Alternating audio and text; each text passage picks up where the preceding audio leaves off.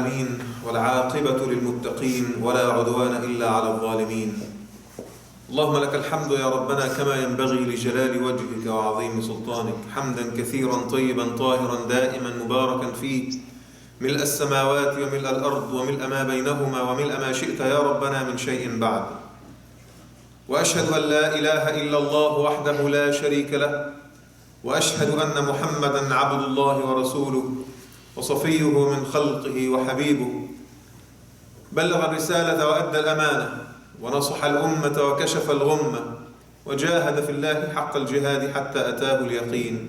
اللهم صل وسلم وزد وبارك على محمد وآله وعلى أصحابه وأتباعه ومن اهتدى بهديه وعمل بسنته إلى يوم الدين، وارض عنا معهم بفضلك وكرمك أرحم الراحمين. اللهم آمين. I praise Allah subhanahu wa ta'ala, the creator of heavens and earth. I thank Allah for the blessings that He has bestowed upon me and my family and loved ones. And I express my gratitude to the Lord in words and action. And I say Alhamdulillah, Alhamdulillah, Alhamdulillah for the blessings that I am aware of and the blessings that I know not. I bear witness that there is no deity in this universe worthy of worship save Allah. And I bear witness that Muhammad is Allah's final prophet and messenger, the bearer of glad tidings, and the role model to be followed, sallallahu alaihi wasallam. May the peace and the blessings of Allah be upon him and his family, his companions, and those who walk steadily in their footsteps until the day of judgment. And I ask Allah to make each and every one of us among them. Allahumma ameen. My dear brothers and sisters, I greet you with the greeting of Islam. Assalamu alaikum wa rahmatullahi wa barakatuh. In the Quran, Allah subhanahu wa ta'ala tells a beautiful story in the context of Sulaiman alayhi salam and his time. And in that story, Allah Azza wa Jal tells us that before Sulaiman were marshaled all of his troops. وَحُشِرَ لِسُلَيْمَانَ جُنُودُهُ مِنَ الْجِنِّ وَالْإِنسِ وَالطَّيْرِ فَهُمْ يُوزَعُونَ. Sulaiman alayhi salam, as a prophet and as a king, had that habit of inspecting his army every single day. So the ayah says that before Sulaiman, his troops were mustered and marshaled. And the troops were made of men, they were made of jinn, and they were made of birds and other creation of Allah subhanahu wa ta'ala. And then it said that Sulaiman alayhi salam and the troops were marching on, going to some place. But they came across, or they came into this lowly valley of ants. حَتَّى إِذَا أَتَوْا عَلَى وَادِ النَّمْلِ قَالَتْ نَمْلَةٌ. Of course the army is so huge and the ant colony is very small, they cannot see it. And the ants were everywhere, scattered around, and one of those ants happened to see the army of Sulaiman marching and approaching. And of course, the Quran is very specific. Allah subhanahu wa ta'ala says, قَالَتْ نَمْلَةٌ. He refers to just an ant. It does not say the ant. Could have been the queen. قَالَتْ النَّمْلَةٌ. But it says, قَالَتْ نَمْلَةٌ. An ant, just an average ant in the colony, noticed what was going on. So that ant took it upon itself to warn the rest of the colony. قالت نملة يا أيها النمل دخلوا مساكنكم لا يحطمنكم سليمان وجنوده وهم لا يشعرون. Oh, my fellow ants, go and take refuge into your habitations inside the colony under the surface of the earth, lest Sulaiman and his troops destroy us without them even noticing, because we're very, very small. Now Sulaiman alayhi salam, and Allah subhanahu wa ta'ala gave him the gift of understanding the languages of other creation, right? Sulaiman notices, and he heard what the ant says. And what does he say? Alayhi wa ala nabiyyina as-salatu was-salam. فَتَبَسَّمَ ضَاحِكًا مِنْ قَوْلِهَا. Sulaiman smiled in amusement at what he heard from that tiny little ant. Of course, in the context we understand without the Quran stating it, but in the context we understand that he must have stopped the troops, right? Or asked them to take another route to avoid destroying the colony of the ants. But then it says, فَتَبَسَّمَ ضَاحِكًا مِنْ قَوْلِهَا. He was amused and he smiled at what he heard from the ant, and said to Allah subhanahu wa ta'ala this beautiful dua. Rabbi, Lord, أوزعني أن أشكر نعمتك التي أنعمت علي وعلى والدي. Compel me, command me to show gratitude to the blessings that you have bestowed upon me and my parents. وأن أعمل صالحا ترضاه. And command me and compel me to do the righteous deeds that will be pleasing to you. وأدخلني برحمتك في عبادك الصالحين. And admit me with your compassion and mercy in the company and the ranks of your righteous believers. It's beautiful. And growing up, my teachers always talked to me primarily about Sulaiman's response to the ant, and how to show gratitude to Allah subhanahu wa ta'ala, and how to be thankful at the tiny little things. He was a king and he was established at the height of power, but he still remembers that everything he had was a mere blessing and grace from the grace of Allah Azza wa Jalla. But in this khutbah, brothers and sisters, I am inspired to talk to you about the ant because of an incident that happened last week. And in that incident, a dear brother, a friend of mine, comes to me and he says that he was very distraught, extremely unhappy, and very sad and depressed. He has been requesting to meet with me for quite some time, but I didn't have time, and finally we met. We crossed paths somewhere at a social event, and he took me to the side, and he was barely holding his tears. And he said to me that he was recently diagnosed with Crohn's disease. And Crohn's disease is a disease of the digestive system. It's a chronic illness that is relatively, it's not curable. And it causes, persistent diarrhea and a lot of stomach pain and a host of other digestive symptoms. So the brother was very, very upset. And he told me, I think my life is over. I'm only 35, I'm diagnosed with this chronic, incurable illness. And he was so depressed and barely holding his tears. And I was trying to think of something clever to tell him, to get him to realize that it's not the end of the world to be diagnosed with an illness, whether it's Crohn's disease or anything else. So I asked him this question. I told him, is your heart working okay? And he said, yes, alhamdulillah. So I asked him, is your liver working okay? He says, I think so. Your muscles are working okay? Yes. Your nervous system is fine? Alhamdulillah. You're not on a wheelchair, you're able to walk around, right? Yes. You're able to drive a car? Alhamdulillah. You still have your job? Good. Your wife and kids? Alhamdulillah. So why is it that when Allah subhanahu wa ta'ala takes just one small thing from you, one thing, He took it from you, all of a sudden your attitude gets negative, and you look with this negative perspective on life itself? Why don't you just try to be positive about things? He says, how can I be positive? This is my health. This is an important thing, a very important thing to me. And it's my health. So I said, okay, alhamdulillah. The rest of your health is okay. It's just that one aspect of your health, right? Yes, you were diagnosed with Crohn's disease. Yes, it's an incurable, illness. Yes, it's going to give you a hard time for the rest of your life. But why don't you be thankful for the other things that Allah subhanahu wa ta'ala has given you? Much like Sulaiman alayhi salam thanking Allah for understanding the language of an ant, as I said earlier, right? And I told him this, brothers and sisters, and I will tell you the same thing, and I'm saying this to myself as well. That attitude is haram. That attitude is haram. So he said to me, how can I'm just frustrated, I'm disappointed. How can it be haram? I told him it is haram because Allah subhanahu wa ta'ala says in the Quran, لا تقنطوا من رحمة الله.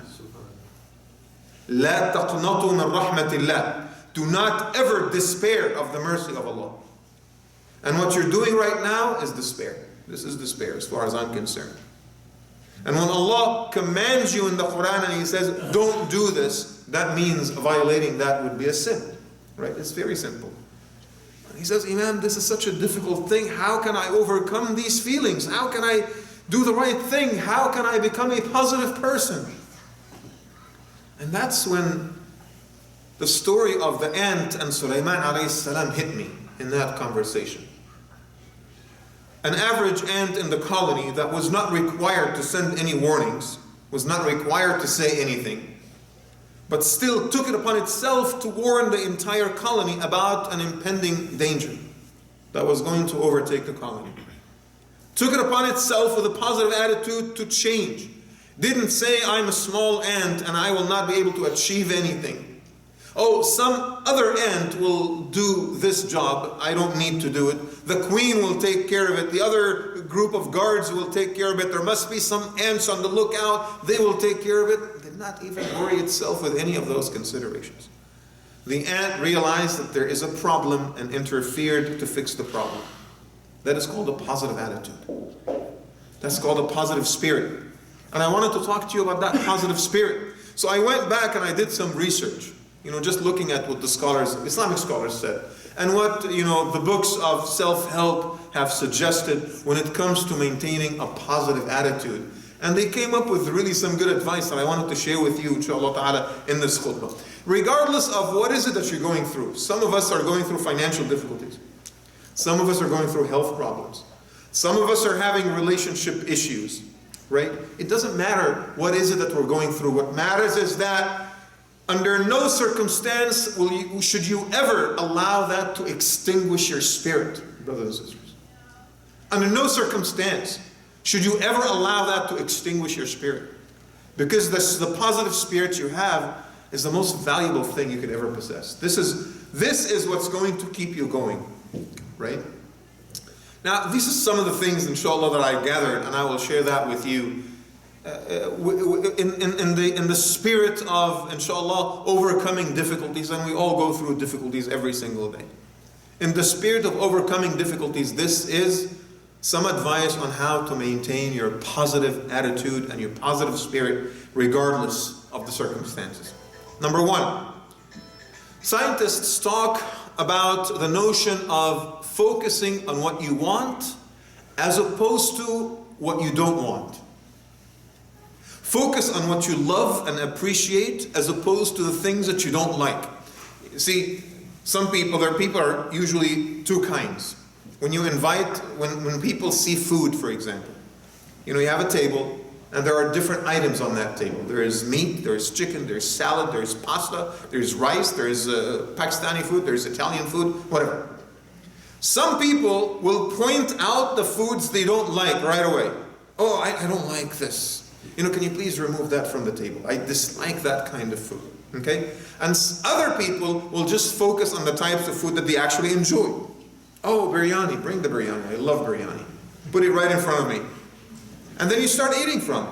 Why do you have to point out the other items of food that you dislike? You don't need to do that, because that perpetuates a negative spirit in your mind without even noticing. Okay? Instead of saying, I don't like that person, say, I enjoy the company of that other person. You see what I'm saying? Don't point out the negativity, point out what is positive. Instead of saying, I hate that type of music, I hate it, I don't want to hear it, right? Just say, I enjoy that other kind of music. That is an attitude about life in general, okay? Pointing out the things that you appreciate as opposed to the things that you do not appreciate. The things that you don't like, the things that you don't want, the things that you don't need, the things that you hate, keep that, in your mind. You don't have to talk about it. You don't have to share it. Okay? That is an attitude change that will help you establish a positive perspective and a positive outlook on life in general. That's number one. Number two, it's the cliche saying that every single one of us knows by heart. The cup is half full and not half empty. Right? I know it's bland and we talk about it all the time, but it is true. That brother that I talked to you about earlier that was diagnosed with Crohn's disease forgot that he has a very successful job and he makes $200,000 a year. He forgot that he drives a Mercedes. He forgot that he has an amazing wife and 2 beautiful children. And by the way, I told him, I am so upset at you, I will mention your story in the khutbah. I told him that. And he said, that's okay as long as you don't mention my name or anything that gives it away. Right? So someone says I know him. I got his permission before saying anything because I really felt that this is such a visceral story that touches the lives of each and every one of us. He forgot that he has those blessings. You know, an amazing wife, beautiful children, stable business. He forgot that for the most part his health is okay. He forgot that while Crohn's disease is incurable, it's still manageable, right? He forgot that he lives in this country and he enjoys the riches of this country. He forgot that both of us were invited to a social event, someone's wedding, and he has friends that like him and appreciated him and invited him to the wedding. He forgot and ignored all that, and he just focused on the one problem he had. Okay? That is called seeing the cup half empty and not half full. In his case, you know, his cup was 99.9% empty. Okay? I tried to convince him that his cup was 99% full. Don't let that tiny small problem extinguish your spirit, as I said earlier. Number 3, focus on the things that you can control. And don't worry about the things that are out of your control. Okay? I get brothers and sisters in the community. You know, there was this brother, you know, a few months ago, was so depressed. Why are you so depressed? Because I know it's a matter of time. It's a matter of time. What? What is a matter of time? The Fed is going to increase interest rates. And then all of my real estate business is going into the dump. La hawla wa la quwwata illa billah. Number 1, you don't know that. Number 2, if it happened, you can't control it. Why don't you focus on today? Focus on what you can control today in your business, in your life, in your family. What happens at that level in the world is beyond our control anyway, unless you have the ability to pull the right strings and prevent such thing from happening. Don't worry about it. That's a problem. You know, we are surrounded by negative news. Okay? War everywhere, turmoil, displacement of people, refugees, right? Crime rates, racism, climate change.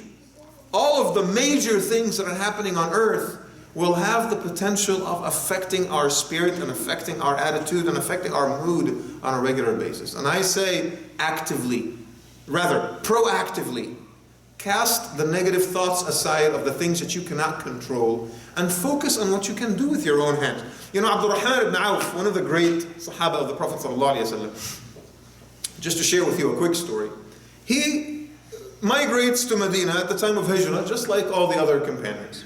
Okay? And the Prophet ﷺ, in the process of mu'akha, if you guys ever heard of that, you know, the brotherhood between the Muhajirin and the Ansar. So he assigned to him a brother, right, from the Ansar that hosted him in his own house. So he comes into, you know, this Ansari's house, and the Ansari wanted to truly follow the advice of the Prophet ﷺ and share everything with the Muhajir, right, with Abdurrahman. Ya Abdurrahman, half of my house is yours. Half of my wealth is yours. Half of everything I have is yours, right? In one of the narrations, and I don't really think it's very sound, but it says that he was married to 2 wives. So, you know, he even offered him to divorce one and let him marry her if he liked her, right? But of course, I don't believe that is a strong narration anyway. But even if it was, that is the spirit of love and brotherhood that he was willing to go to that length. So what does Abdurrahman say? Abdurrahman answered by saying just a very short sentence. جزاك الله عني خيرا ولكن دلني على السوق. May Allah bless you for your offer. However, please tell me where the marketplace is. I'm a good businessman. I can make it. I don't need your wealth. I don't need your house. I don't need your help. I can just control what's in my hands. What's in my hands is my skill. I'm a skilled person and I'm a good businessman, and inshallah I can take care of this on my own. You don't have to worry about it. I'll take care of this on my own. Just guide me. Tell me where the market is and I will go do what I do best.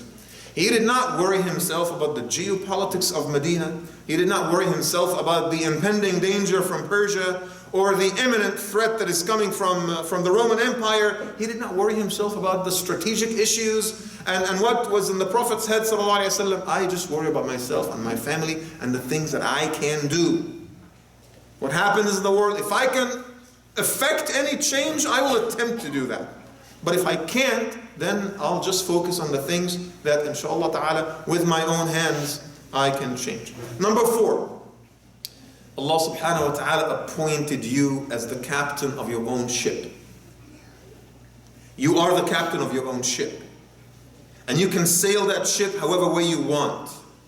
You are not a leaf that is carried by the wind. You are not subject to the elements and the circumstances. You can make it. And Allah subhanahu wa ta'ala gave you the power to be the captain of that ship and to sail in the direction of your choosing.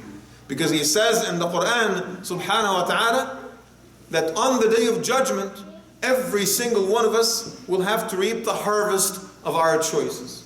Right? يَوْمَ يَنْظُرُ الْمَرْءُ مَا قَدَّمَتْ يَدَاهُ.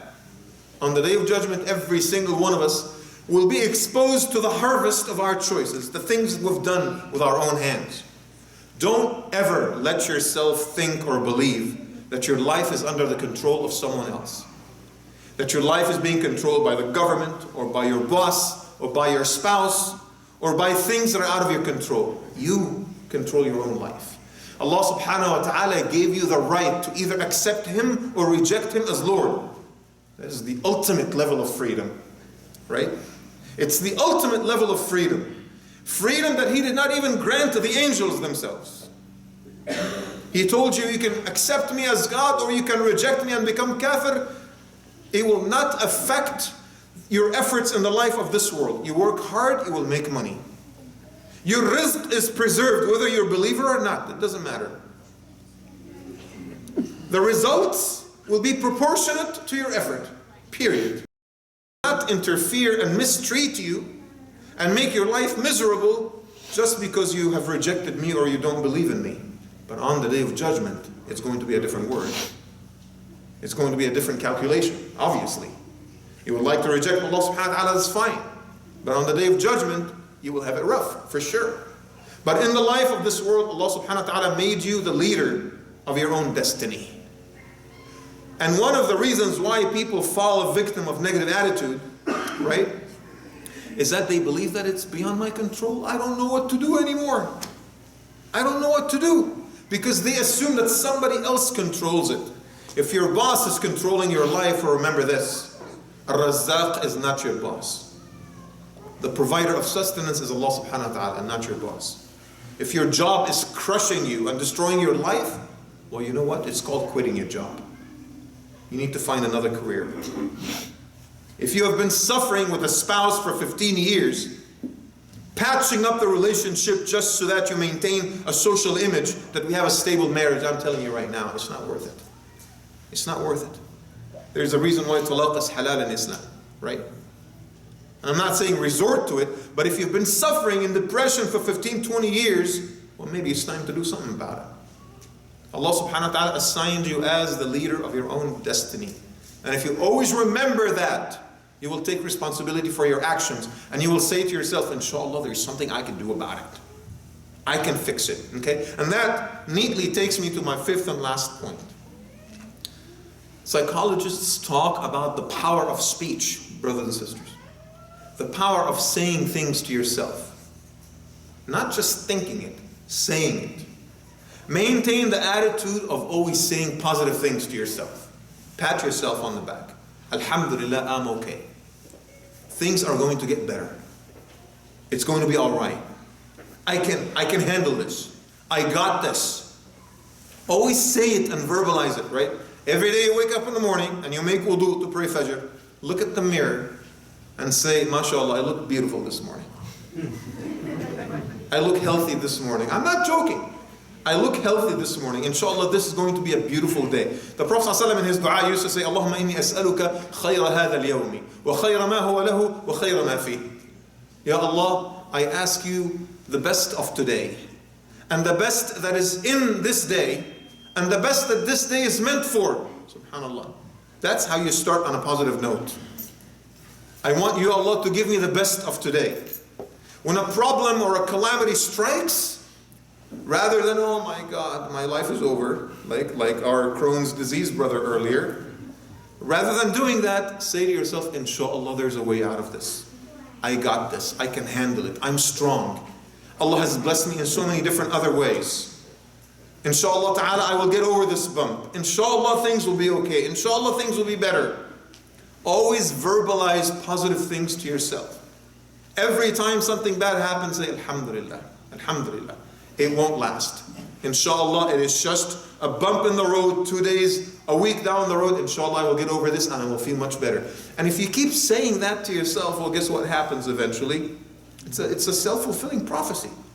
You will start believing that things will get better and you will start acting upon it. But if your attitude is always, oh my God, that's it, my life is over, well, that's exactly what's going to happen. Right? I ask Allah subhanahu wa ta'ala to increase our iman, to fill our hearts with strength, and to make us positive and loving and compassionate in our attitudes. I ask Allah subhanahu wa ta'ala to bring us closer to Him and to make us feel His presence in our lives. Allahumma ameen. Brothers and sisters, raise your hands and speak to Allah from the heart. ادعوا الله وأنتم موقنون بالإجابة. إن الحمد لله نحمده ونستعين به ونستهديه ونستغفره ونعوذ بالله من شرور أنفسنا وسيئات أعمالنا من يهده الله فهو المهتد ومن يضلل فلن تجد له وليا مرشدا وأصلي وأسلم على المبعوث رحمة للعالمين وقائد الغر الميامين محمد الصادق الوعد الأمين اللهم صل وسلم وبارك عليه وعلى آله وأصحابه ومن اهتدى بهديه وعمل بعمله إلى يوم الدين وعنا معهم بفضلك وكرمك أرحم الراحمين اللهم آمين. My dear brothers and sisters, today I talk to you about the power of a positive attitude and the types of changes that could do in our lives. And I ask Allah subhanahu wa ta'ala to help our brothers and sisters that suffer with any challenge. And I ask Allah subhanahu wa ta'ala to give them the strength to overcome that challenge regardless of what it is. Allahumma ameen. I shared with you the story of the ant and Sulaiman alayhi salam earlier, and how the ant took it upon itself to warn the entire colony, even though that was not necessarily its job, but the efforts of that ant eventually culminated in the saving of that colony from destruction. And I shared with you the story of my friend who was diagnosed with Crohn's disease, and I shared with you how I tried to instill positive spirit in him. And I also shared with you, 5 different advice on how to maintain your positive attitude. And those of you who have heard me speak before, I am fascinated, on the verge of obsessed with folk stories. So I always trace folk stories from different cultures. And one of the folk stories I came across recently was from Burma.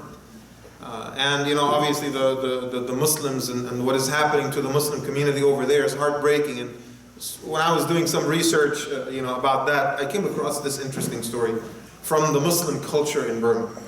And in that story it says that there was this man who used to be a cook. And he wanted to teach his son, who was a complainer. And everything that happened to his son would really make him so depressed. So he wanted to teach his one and only son a lesson about life and how to maintain your positive attitude. So he goes into the kitchen and he puts 3 pots on the stove and he fills them with water, and then he turns on the stove, and now the water is boiling. So he invites his son to come into the kitchen. In the first pot he puts a carrot, and in the second one he puts an egg, and in the third one he puts some coffee beans. And he asked his son to wait and observe. So the son impatiently stood next to his dad, observing what was going on in the kitchen. 15 minutes later, the water is boiling, obviously, cooking everything that's inside. 15 minutes later, he asked his son to, tell him what happened. He says, I don't know, Dad, what happened. It's just you put 3 different things in boiling water. What's the big deal? So he says to him, he took the carrot out and he gave it to him. What happened to this carrot? He says, it just became soggy and it became much softer. Okay, now I want you to peel the egg and tell me what happened to it. He says, well, it hardened. And then what happened to the other pot? He says, it's all brown because, it's coffee beans. So now this is coffee. So he says to him, what do we learn from this? He says, nothing, Dad. You don't learn anything. This is the stuff that happens in the kitchen every day. So he says, human beings are one of these 3 examples. Some of them are very, very hard on the surface. But when they are subjected to the difficult circumstances of life, they get very soft and squished. because they let the circumstances of life crush them, much like the carrot. The carrot literally becomes mushy.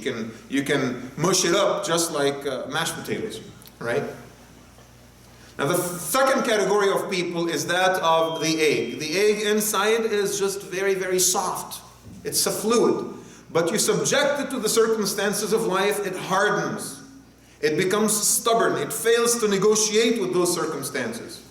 It builds a wall between it and the circumstances.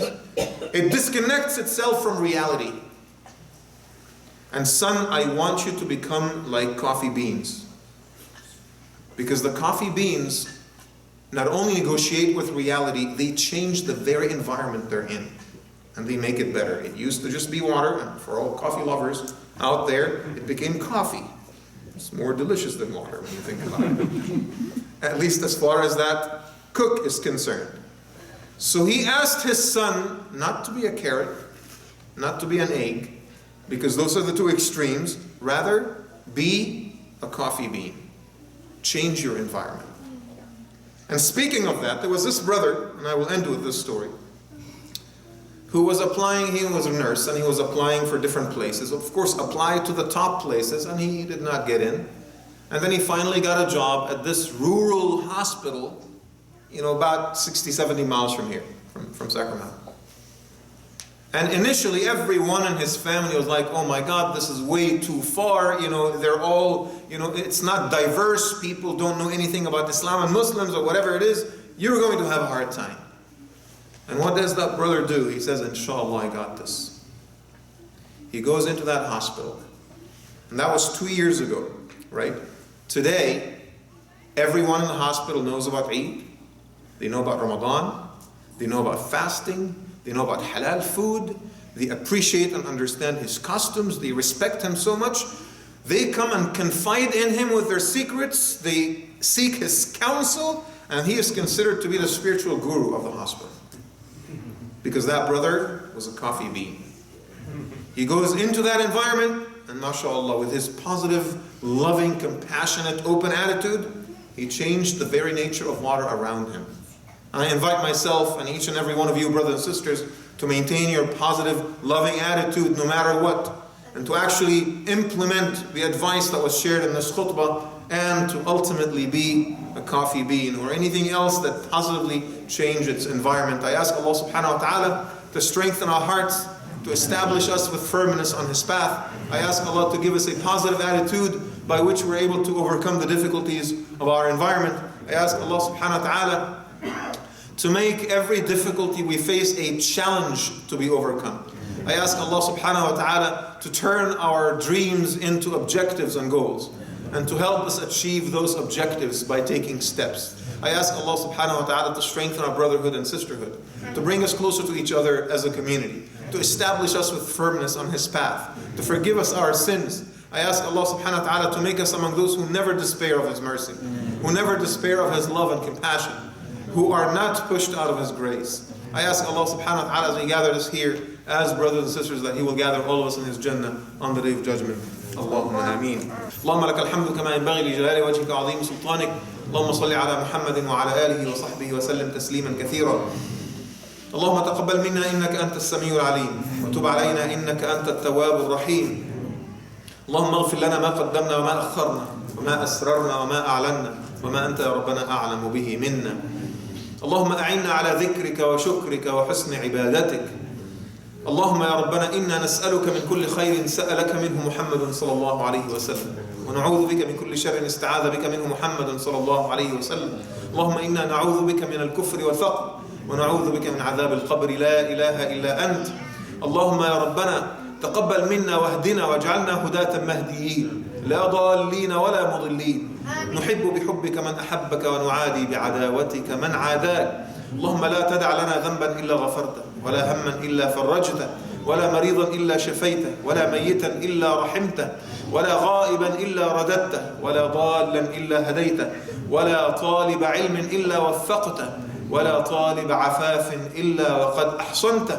اللهم ولا ظالما إلا قصمته، ولا مظلوما إلا نصرته. ولا تدع لنا في هذا اليوم العظيم يا ربنا حاجة من حوائج الدنيا هي لك رضا ولنا فيها صلاحا إلا قضيتها ويسرتها بفضلك وكرمك أرحم الراحمين. اللهم اغفر للمؤمنين والمؤمنات، المسلمين والمسلمات، الأحياء منهم والأموات، إنك سميع قريب مجيب الدعوات يا رب العالمين. وآخر الصلاة، إن الصلاة كانت على المؤمنين كتابا موقوتا.